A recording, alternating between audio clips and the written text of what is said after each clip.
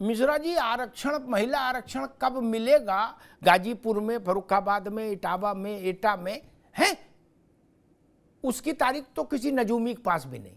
क्या सरकार और विपक्ष छोड़ो, किसी ज्योतिषी के पास भी नहीं। लेकिन यह तय हो गया कि 24 का संग्राम ओबीसी के मुद्दे पर, जातिगत जनगणना के मुद्दे पर लड़ा जाएगा। जिस कांग्रेस ने 2010 में डंके की चोट पर कहा था कि महिला आरक्षण में ओबीसी के लिए अलग से आरक्षण की व्यवस्था हमें मंजूर नहीं, वो कांग्रेस, उसकी सबसे बड़ी नेता सोनिया गांधी ने आज लोकसभा में खड़े होकर कहा कि जातिगत जनगणना कराइए और ओबीसी के लिए इसमें कोटा तय करिए। इसका मतलब मुद्दा तो बन गया है कि मिश्रा जी? जी अमिताभ जी, आप सही कह रहे हैं। मेरा प्रथम वाक्य ये होगा कि देखिए, भारत में जितनी महिलाएं हैं वो सब देवियां होती है, चाहे वो फूलन देवी हो और चाहे श्री देवी हो। कम से कम महिलाओं को ओबीसी, एससी, एसटी में नहीं बांटना चाहिए। उनकी जिंदगी, उनके दुख दर्द, नहीं भैया, मिश्रा जी, चाप इसमें ये ना बोलो नहीं चाहिए, वो बट गई, ये मान के चलिए, इसके आगे की बात करिए। नहीं चाहिए का प्रश्न ही नहीं, ऑलरेडी बट गई।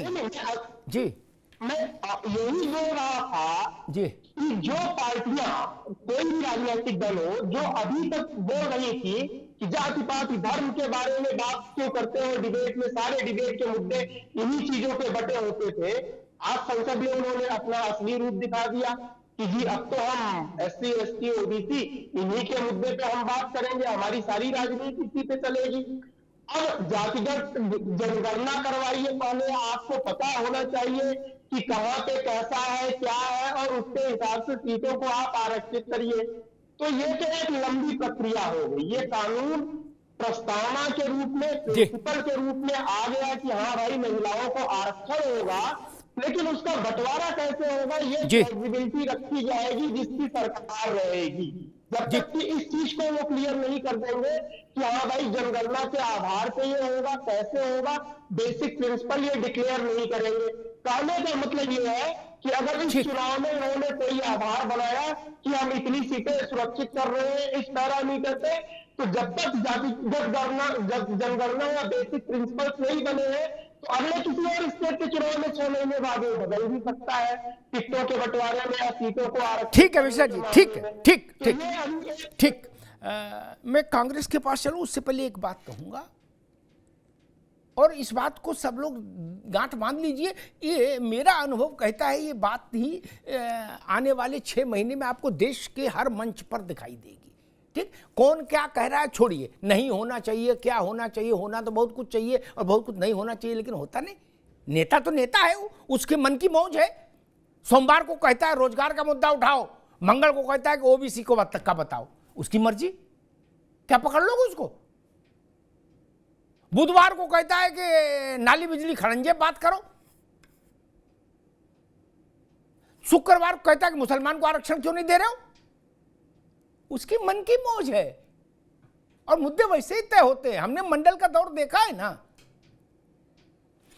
रत्नाकर जी, 2010 में मुलायम सिंह और लालू यादव, अब एक तो दिवंगत हो गए, दूसरे लालू जी अस्वस्थ हैं, उन्होंने हम लोगों को बाइट दी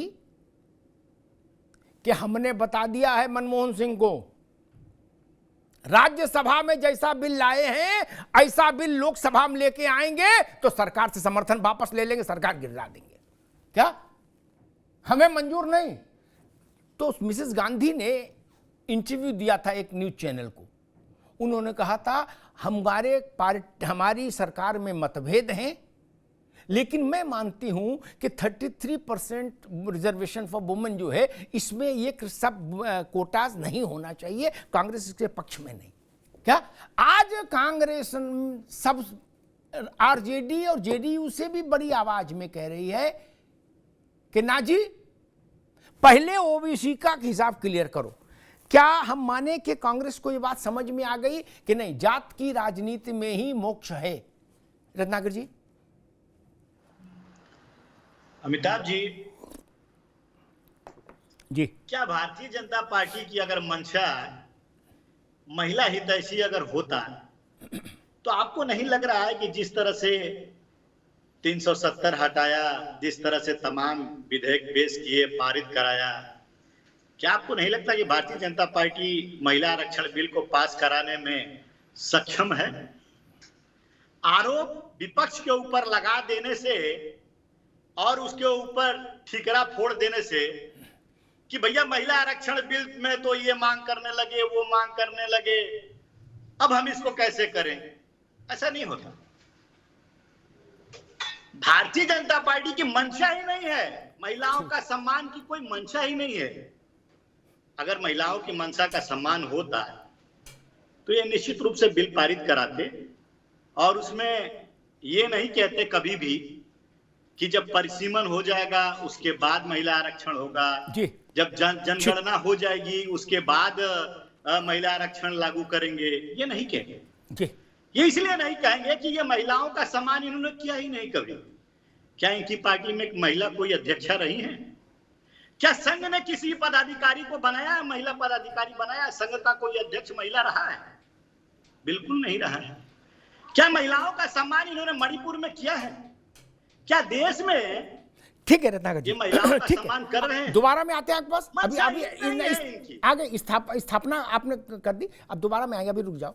मैंने जो सवाल पूछा उस पर कांग्रेस नहीं बोली, बाकी सब उसने अच्छी बातें बोली, उसके हिसाब से अच्छा बोले रत्नाकर जी। लेकिन मैंने ये प्रश्न नहीं पूछा था कि भाजपा क्या कर रही है, वो भाजपा से पूछूंगा वो क्या कर रहे हैं। मैंने सिर्फ इतना निवेदन किया था, 2010 में आप ताल ठोक रहे थे छत पे खड़े होके, ओबीसी वाला फंडा हमें मंजूर नहीं, लालू और मुलायम कह रहे थे हम आपकी सरकार गिरा देंगे। आज अचानक से आपको कहां से ज्ञान मिला कि ओबीसी में ही मोक्ष है? इतना सवाल तो उस पे नहीं बोले, मणिपुर, जालंधर, कश्मीर, कन्याकुमारी सब बोल दिए। अरे रुक जाओ भाई, सवाल का जवाब होना चाहिए। अशोक यादव जी, आपकी पार्टी का बाकी तो ठीक ही है, जो मुलायम सिंह की का स्टैंड था वही आज है आपकी पार्टी के स्टैंड। उसमें एक नई चीज जोड़ दी कि अल्पसंख्यक का भी आरक्षण दो इसमें, ठीक। मेरे ख्याल से सब पढ़े लिखे लोग जानते हैं, वो किसी धर्म के हों, किसी जात के हों, किसी पार्टी के हों, ठीक, भाजपाई हों चाहे सपाई हों चाहे कांग्रेसी हों, कि भारत में धर्म के आधार पर रिजर्वेशन संभव नहीं, संभव नहीं, संभव नहीं। चाहे मस्जिद से ऊपर खड़े होकर चिल्लाओ और चाहे गिरजाघर के ऊपर खड़े होकर चिल्लाओ, क्लियर है। चाहे सपा कहे, चाहे बसपा कहे, चाहे कांग्रेस कहे, चाहे सब मिलके कहो। फिर ये मांग क्यों? धर्म के आधार पर भारत में रिजर्वेशन संभव नहीं, संविधान भी कहता है और सुप्रीम कोर्ट भी कई फैसलों में कह चुका। आंध्रा ने एक बार ये कोशिश की थी, अभी मेरे ख्याल से प्रशांत को याद होना चाहिए, सुप्रीम कोर्ट में जब मसला आया था तो सुप्रीम कोर्ट ने बहुत हार्शली उसको निरस्त किया था। फिर ये नया शोषा क्यों भाई यादव जी?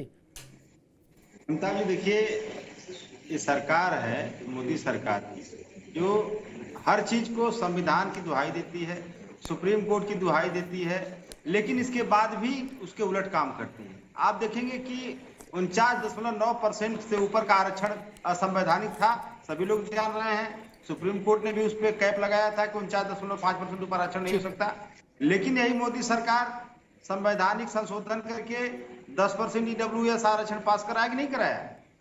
तो ये क्या वो संवैधानिक था? लेकिन उसका रास्ता बनाया सरकार ने, क्योंकि उसकी इच्छा थी। एक मिनट अशोक यादव, एक करेक्ट कर दूं, एक मिनट, एक तथ्य रख दूं, आगे काम आएगा। ये अब सार्वजनिक मंच पे आप लोग बोलते हो, इसलिए रेडी रहना चाहिए, गूगल ना देखना पड़े। वो फैसला सुप्रीम कोर्ट गया, संसद का फैसला, सरकार का नहीं, संसद का अप्रूवल संसद का मिलता है, संसद का फैसला सुप्रीम कोर्ट गया, सुप्रीम कोर्ट ने उस पर मोहर लगाई तो बात बनी। विधानसभाओं में मुस्लिम, बात सुन लो पूरी, वंस फॉर ऑल क्लियर हो जाएगा। आंध्र प्रदेश की विधानसभा ने मुसलमानों के लिए 4% आरक्षण अलाउ किया, ठीक। मामला हाई कोर्ट से सुप्रीम कोर्ट आया, सुप्रीम कोर्ट ने क्वेश्चन कर दिया, बोले किसने कह दिया भाई, कैसे हो सकता है? ये अंतर समझो ना मालिक। जी जी बिल्कुल। देखिए अमिताभ जी, वही मैं अंतर ही बता रहा था, बीच में बोल दिए। देखिए, अरे तथ्य तो दुरुस्त करना पड़ेगा भाई, आप लोग तो एक से हाँकना शुरू कर दे तो कहीं भी किसी गली में। देखिए तथ्य तो दुरुस्त रखो जी। सुप्रीम कोर्ट के फैसले का सम्मान सरकार ने किया है, आप बताइए। अरे मैं जो क्या सरकार के ऊपर माननीय सुप्रीम कोर्ट का फैसला था, अरे मैं सरकार ने उसका सम्मान किया। ये सरकार ने तो संविधान का सम्मान करना चाहती है, आज भैया फैसले का सम्मान करना चाहती है। आज विषय नहीं है अशोक यादव जी, आज अरे भाई हमने सिर्फ आपसे एक सवाल पूछा, वो छोड़ के आपने दुनिया की पूरी महाभारत सुनाई। मैंने पूछा मुसलमान को आरक्षण संविधान और सुप्रीम कोर्ट के आदेशों के मुताबिक संभव नहीं, संभव नहीं, संभव नहीं, ये मांग आपने क्यों की? इस पर आप नहीं बोले। आप कश्मीर से कन्याकुमारी, असम से गुजरात तक हर मुद्दे बोल लिए। इतना तो बता दो। मैं वही कहां कह रहे हो कि ये सरकार नहीं, मैं अरे सरकार में मैं आपसे पूछ रहा हूं, सरकार के प्रशांत पटेल से पूछूंगा यार, मैं आपसे पूछ रहा हूं। आपने दुहाई किसकी दी? आपने दुहाई सुप्रीम कोर्ट की दिया, आपने दुहाई संविधान भैया यादव जी दया करो, दया करो महाराज, दया करो। ये सब प्रेस कॉन्फ्रेंस में विषय रखिए। सरकार की इच्छा अगर रहेगी तो ये सरकार कुछ भी नहीं। कर सकती है, क्योंकि इसके पास मैंडेट है। नहीं। सुप्रीम कोर्ट के आदेश को ये सरकार पलट रही है। संविधान के नियमों में ठीक। संशोधन ये सरकार कर रही है। ठीक। बस वो संशोधन तभी ठीक है। होगा जब इसका इस सरकार को फायदा यादव जी होगा। ठीक, रुक जाइए। अव्वल तो अब आप INDIA में हो, इसलिए आपको बता दें, संविधान कुरान नहीं है। क्या? फिर सुनिए, संविधान कुरान नहीं है कि उसके हरफ में बदलाव नहीं होगा। सैकड़ों बार हो चुका, सैकड़ों बार होता रहेगा, इसमें काय को जब परेशान हो? जवाहरलाल जी के समय से काम शुरू हो गया था, कोई नई बात है क्या? संविधान में संशोधन नहीं होगा क्या? सबसे, और सुन लो, सबसे ज्यादा तो आज जो आपकी नेता है सोनिया जी, उनकी सास ने किया संविधान में संशोधन, इंदिरा जी ने अपने कार्यकाल में। तो आपको समझ नहीं आया? ये हर आदमी जिसको देखो बोले संविधान। अरे संविधान के बेसिक्स को तो समझ लो महाराज। संविधान कुरान है क्या कि बोले ना अल्लाह का बताया है, उसमें संशोधन नहीं होगा? भाई साहब, जब चाहे संसद परिवर्तन कर सकती है। हां, सपा बसपा भाजपा नहीं कर सकती परिवर्तन, करना संसद कोई पड़ेगा। इतनी सरल बात है, इसमें काय को हुज्जत कर रहे हो? और अब तो नेट पर पड़ा है संविधान के कितने संशोधन हो गए, अभी डालिए, संख्या आ जाएगी, आपका भ्रम दूर हो जाएगा। कई लोग इस संविधान को इमोशनल बनाने की कोशिश करते हैं, बोले संविधान में संशोधन। अरे नहीं भाई साहब, संविधान में संशोधन की व्यवस्था संविधान के अंतर्गत है। जिन लोगों ने संविधान को ठीक से अध्ययन किया वो जानते हैं, जो लोग संविधान बना के गए हैं वो उसमें संशोधन की व्यवस्था रख के गए हैं। इसलिए संविधान में संशोधन और शाहबानो केस में सुप्रीम कोर्ट के फैसले में को पलटने, इसमें अंतर है, इसमें अंतर है ना? प्रशांत